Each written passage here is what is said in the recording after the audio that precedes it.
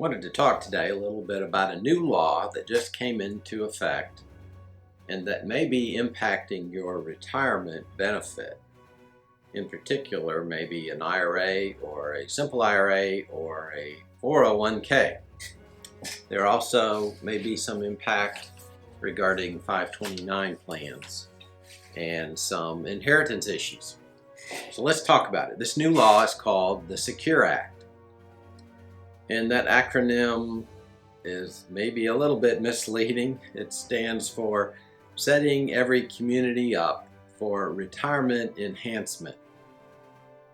There's a number of issues that are coming down the pike regarding retirement for people, and one of those issues is the fact that many pension plans are failing, and we've had a big uptick in pension cases coming into our office as a result. There are a lot of cutbacks to benefits, and a lot of companies are just not offering pensions anymore. So as a result, there's an increased emphasis on 401k plans. That's fine, but people are not starting early enough and saving on a 401k or a simple IRA or other investment vehicle. It's important to start young and start saving a little bit and do that regularly and throughout your working life, or you may not have enough money in retirement. And so as a result, a lot of people who just start saving for retirement when they hit their 50s are finding out that they don't have enough to last their entire lifetime. So this law addresses some of those issues because some people are starting to have to work longer. So let's look at 5 impacts that may affect you.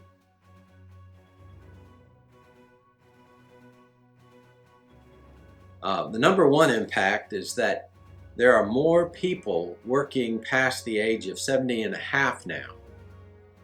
That's a sad reality for many.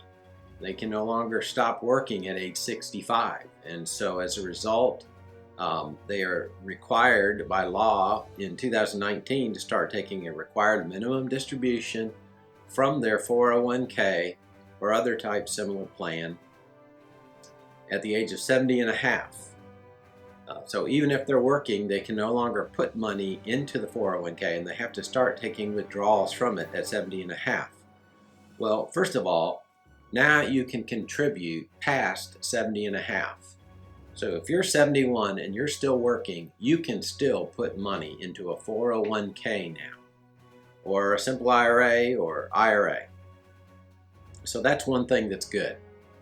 And the reason why that's good is because usually you can get a little bit better than a savings account with an investment vehicle like a 401k. You can make a little bit more.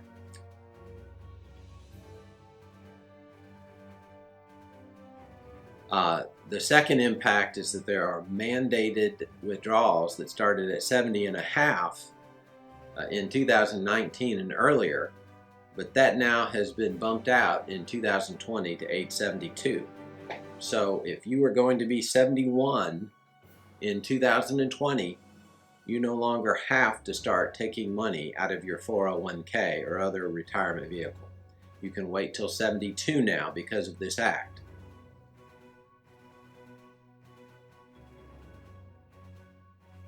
And then number 3, if you inherited an IRA from someone who died January 1st, 2020 or later, then the time limit for taking that money out of that IRA has been shortened to 10 years. It used to be you could spread that out over your lifetime, but now it's compacted down to 10 years. So that's going to impact you tax-wise. Shorter time to take the money. Also, there are some exceptions. If you inherited that from a spouse, or if the inheritance goes to a minor child, then there are exceptions on spreading that out. You're not bound by the 10-year limit.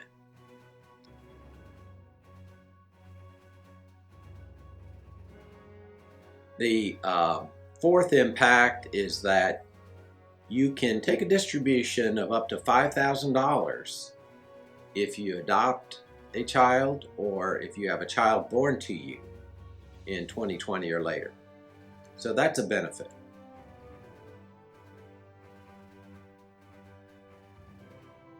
And then fifth, there's an impact on 529 plans. 529 is, for example, the College Counts 529 plan is one that's popular in the state of Alabama. And basically you can set aside money in that account for educational purposes, and the earnings off of that for federal tax purposes are not taxed to you as long as you spend it on an educational purpose.